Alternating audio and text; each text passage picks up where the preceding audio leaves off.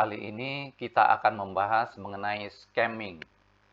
Scamming yang akan dibahas di sini bukan dalam pengertian pencurian uang melalui mesin ATM dengan alat bantu scammer, seperti yang pernah ramai diberitakan dan diperbincangkan di media massa dan media sosial. Scamming yang dimaksud dalam video ini adalah scamming dalam pengertian menurut buku Fraud Examiner's Manual, yaitu penyalahgunaan atau pencurian uang penerimaan oleh pelaku kecurangan sebelum transaksi dibukukan ke dalam sistem akuntansi organisasi atau perusahaan. Sumber penerimaan utama yang biasanya menjadi sasaran scamming adalah: pertama, hasil penjualan barang atau jasa; yang kedua, hasil pemungutan seperti pajak, retribusi, dan lain-lain; yang ketiga, hasil penagihan piutang. Scamming merupakan kecurangan di luar pembukuan atau off-book fraud.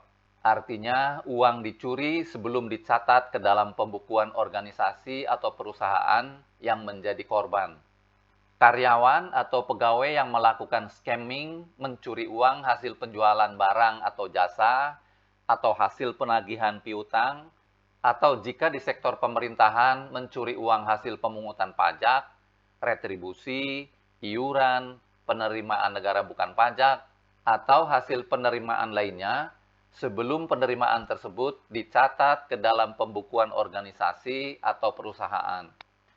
Karena uang yang dicuri tidak dimasukkan ke dalam pembukuan, maka organisasi atau perusahaan yang menjadi korban mungkin tidak menyadari ada aliran uang masuk yang disalahgunakan oleh pelaku kecurangan karena tidak meninggalkan bukti atau tidak meninggalkan jejak audit secara langsung.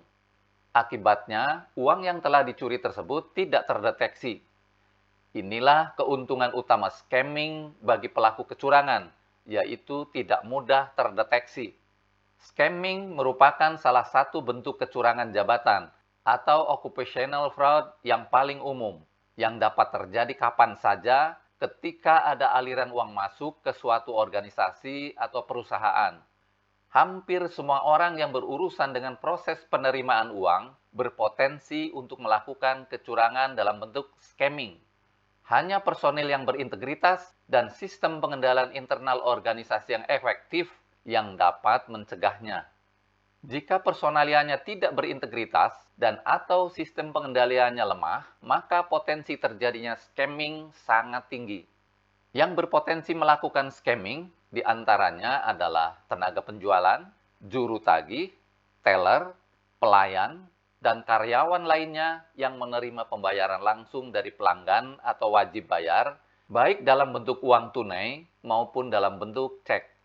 Mari kita lihat bagian scamming secara lebih rinci. Scamming yang paling sederhana pada sektor bisnis terjadi ketika karyawan menjual barang atau jasa kepada pelanggan dan menerima pembayaran dari pelanggan, namun hasil penjualannya tidak dibukukan. Karyawan tersebut mengambil uang yang diterima dari pelanggan dan tidak menyetorkannya ke perusahaan. Kalau di sektor pemerintahan, sumber penerimaan yang berpotensi dilakukan scamming adalah pada pemungutan pajak, retribusi, penerimaan negara bukan pajak, dan lain-lain. Pegawai yang melakukan pemungutan pajak atau retribusi atau penerimaan negara bukan pajak mengambil atau mencuri uang yang diterima dari wajib bayar dan tidak menyetorkannya ke kas negara. Pada scamming piutang, pelaku kecurangan mencuri uang hasil penerimaan piutang. Secara umum, untuk menyembunyikan scamming piutang lebih sulit dibandingkan dengan scamming penjualan, karena pembayaran piutang memang sudah diperkirakan sebelumnya. Organisasi korban sudah membukukan bahwa pelanggan berhutang dan menunggu pembayaran tiba. Ketika piutang disalahgunakan, maka pada rekening piutang akan tampak sebagai tunggakan. Setelah melakukan scamming, pelaku kecurangan atau fraudster akan berupaya menyembunyikan scamming dengan mencari cara agar tindakan penyalahgunaan atau pencurian uang tersebut tidak dapat terungkap. Sekurang-kurangnya akan berupaya agar kecurangan tersebut tidak mudah terungkap dan tidak mudah dibuktikan siapa pelakunya. Ada sejumlah teknik umum yang digunakan oleh pelaku kecurangan untuk menyembunyikan scamming. Yang pertama, memusnahkan catatan atau bukti transaksi.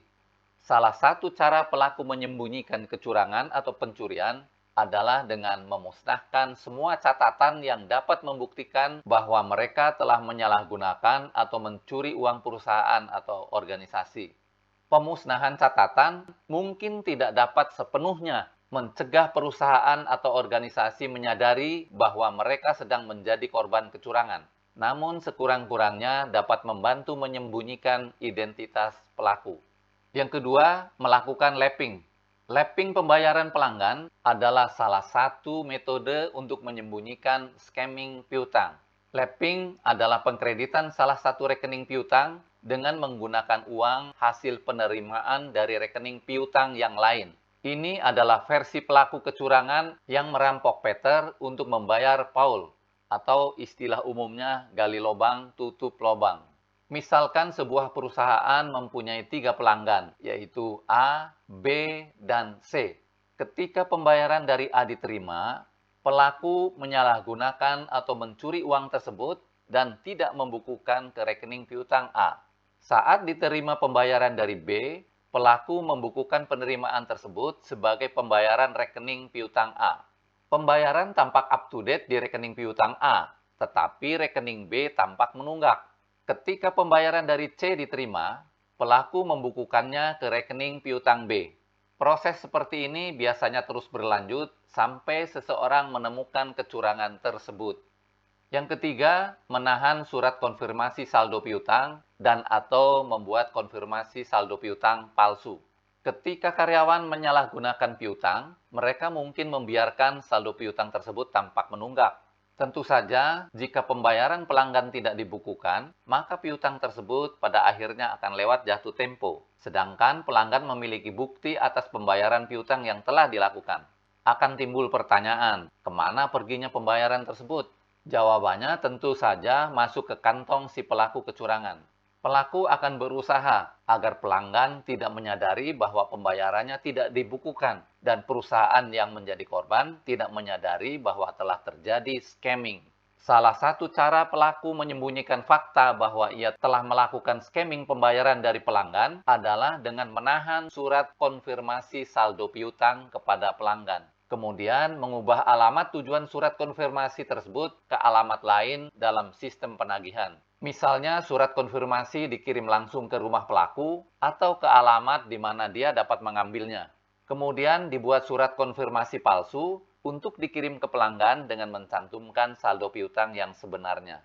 Yang keempat, membuat diskon palsu. Karyawan yang mempunyai wewenang untuk memberikan diskon dapat menggunakan wewenang ini untuk melakukan scamming penjualan dan piutang. Dalam scamming diskon palsu, seorang karyawan menerima pembayaran penuh untuk penjualan suatu barang atau jasa. Namun, mencatat transaksi seolah-olah pelanggan telah diberi diskon. Karyawan tersebut menyalahgunakan atau mencuri jumlah diskonnya. Misalnya, pada penjualan senilai 10 juta rupiah, jika seorang karyawan memberikan diskon palsu sebesar 20%, dia dapat mengambil 2 juta rupiah dan pembukuan perusahaan tetap tampak normal atau seimbang.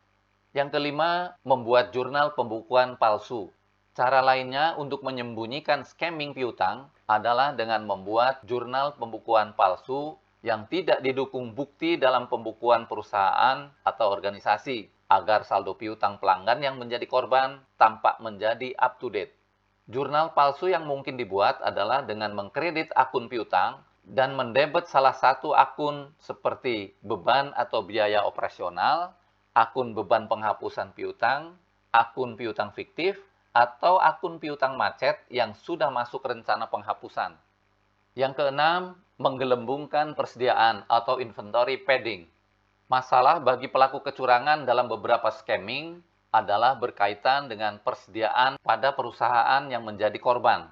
Tentu masalah ini tidak akan terjadi pada perusahaan jasa karena tidak ada persediaan barang.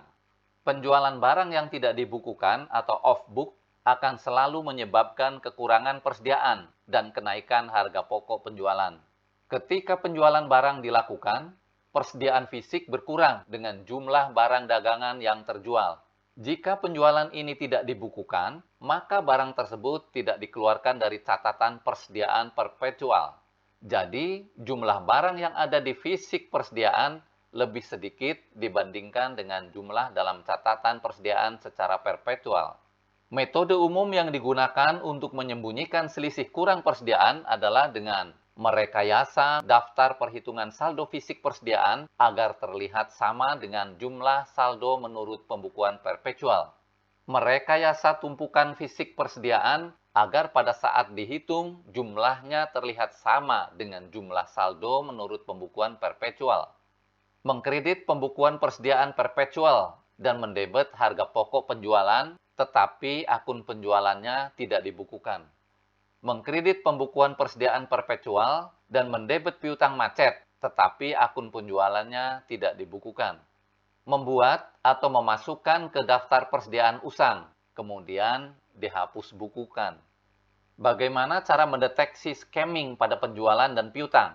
Pertama, melakukan prosedur analitis terhadap akun penjualan dan akun piutang, baik analisis vertikal maupun analisis horizontal, termasuk analisis rasio dan analisis tren. Yang kedua, menghitung fisik persediaan secara berkala yang dilakukan oleh orang atau tim yang independen. Yang ketiga, melakukan review jurnal entry untuk mendeteksi jurnal entry yang anomali atau tidak sesuai jurnal entry standar. Yang keempat, melakukan konfirmasi saldo piutang kepada pelanggan oleh tim atau orang yang independen.